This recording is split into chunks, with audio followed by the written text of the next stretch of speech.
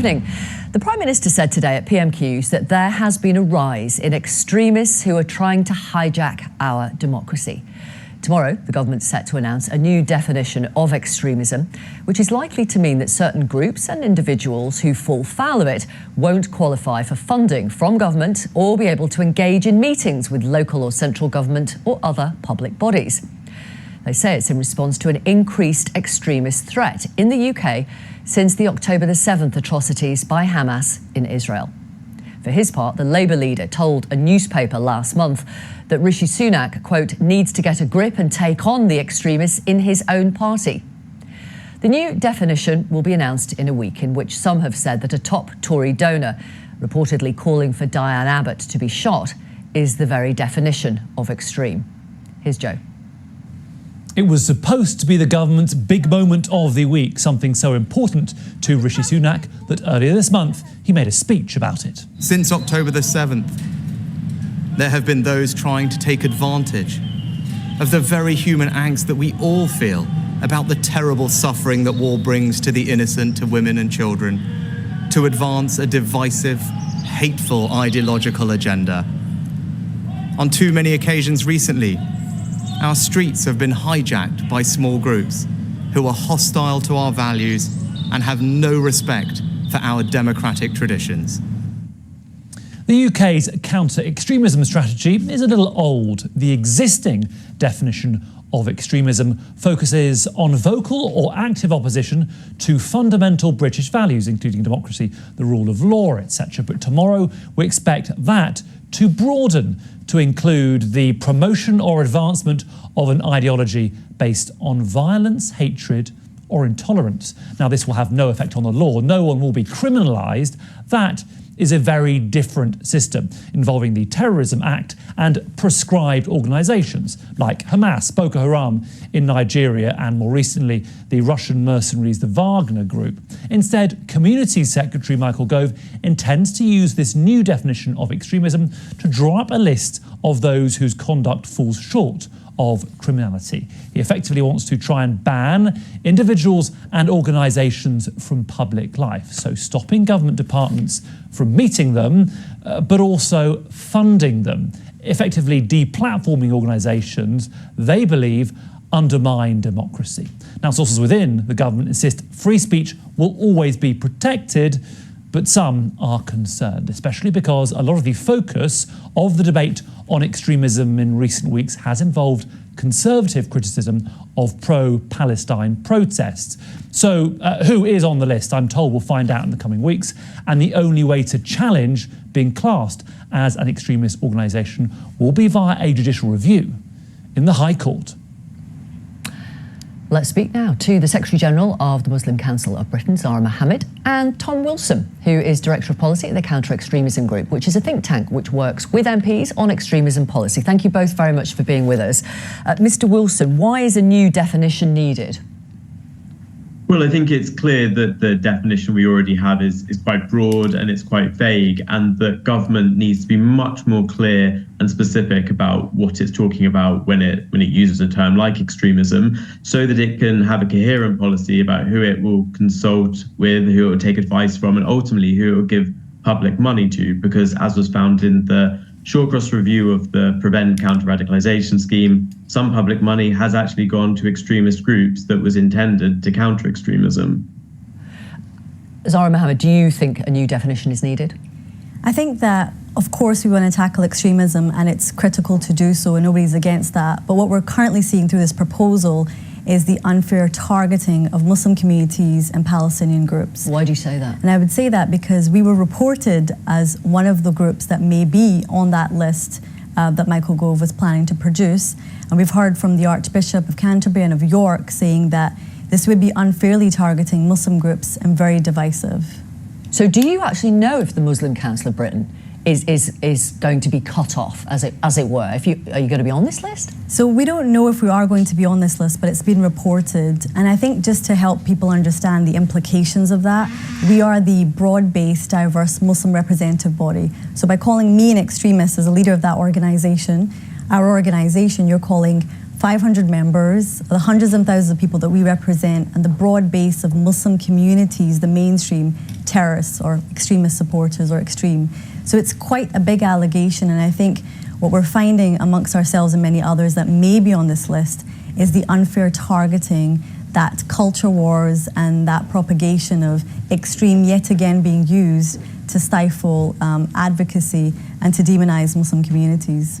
Mr. Wilson, do you accept the accusation from the Muslim Council of Britain that it is unfairly targeting Muslim activists? Well, I can't see anything in either the current definition or the wording that's being talked about that would hone in on Muslims specifically. It seems to me that a definition like that would be just as usable against far-right extremists as it would be Islamist extremists. But I think that the general British public looks at what's been going on in recent months since October the 7th, when we saw that was, of course, the massacre by Hamas of Israeli civilians. We saw people celebrating that on streets of London, sometimes, unfortunately, in sermons, at mosques, and particularly online. And many of that fell short of the legal threshold, which meant the police weren't able to intervene or chose not to. And I think the public expects something to be done. There does need to be a more coherent, more robust policy from the government to deal with things that fall below the criminal threshold.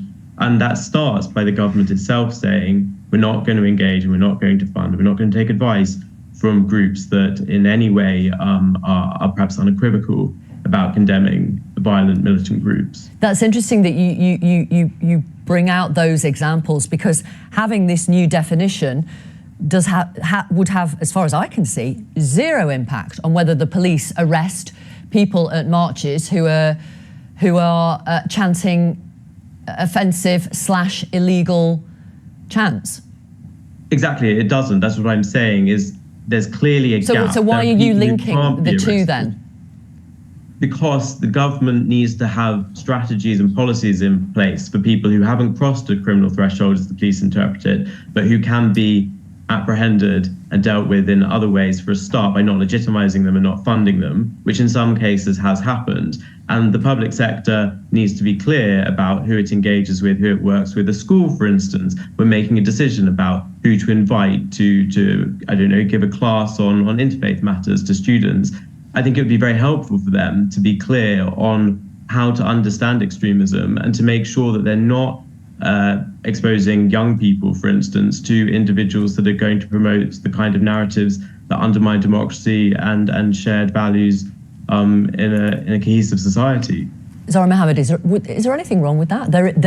If there is a list of organisations, individuals, which the government says we don't think should have any involvement in civic life, in public life, and a school might find that list really helpful.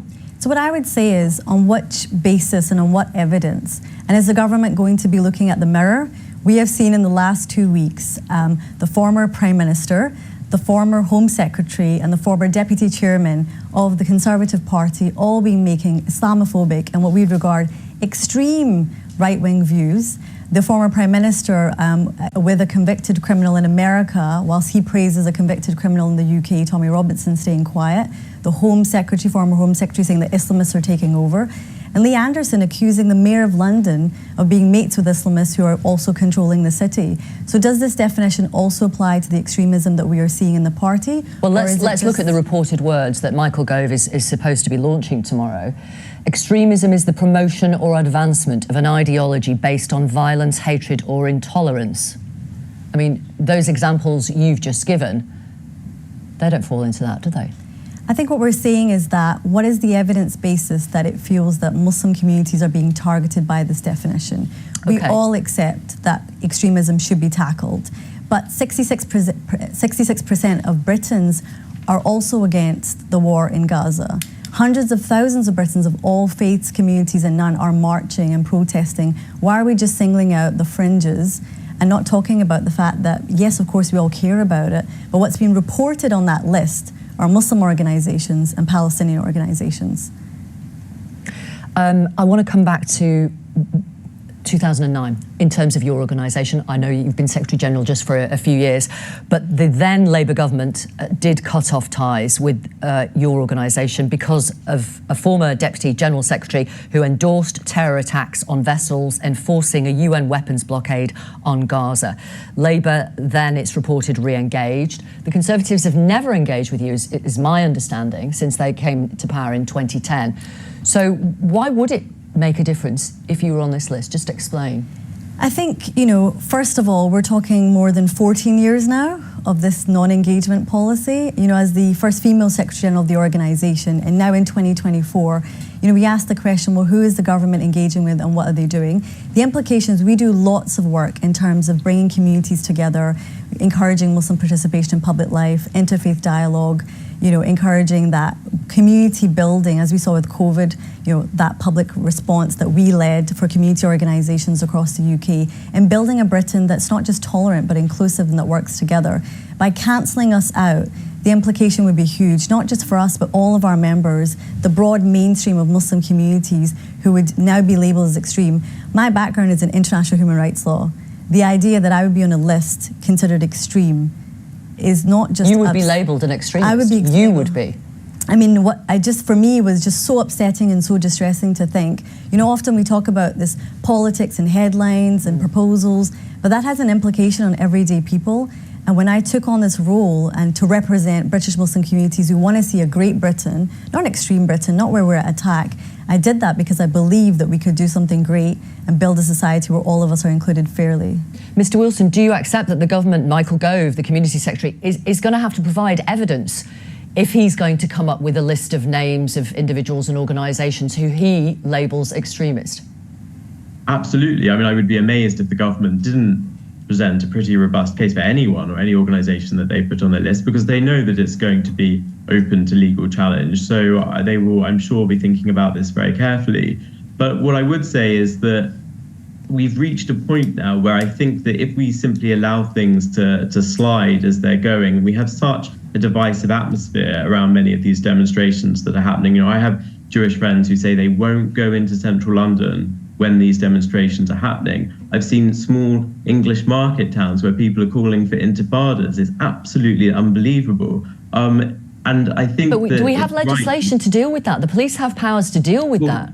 Well, we don't, because the police don't think that calling for intifada or even for calling for jihad on British streets leads to an arrest. So the government is right to say you've got to have a second set of policies that isn't always about the law, because you don't want to infringe on free speech and arrest people for saying things, but that does set a clear line about what the British government and hopefully the public sector will and won't stand for, and that can be disseminated throughout civil society, and that also goes after the far right, and that this isn't about targeting any minority, and the minorities who feel that there is hate being whipped up by the far right against them can also draw on this definition to call out and challenge the government to make sure that those groups aren't being engaged with either. Thank you both very much. Thank you, Tom Wilson and Zara Mohammed. Really appreciate your time. Thank you.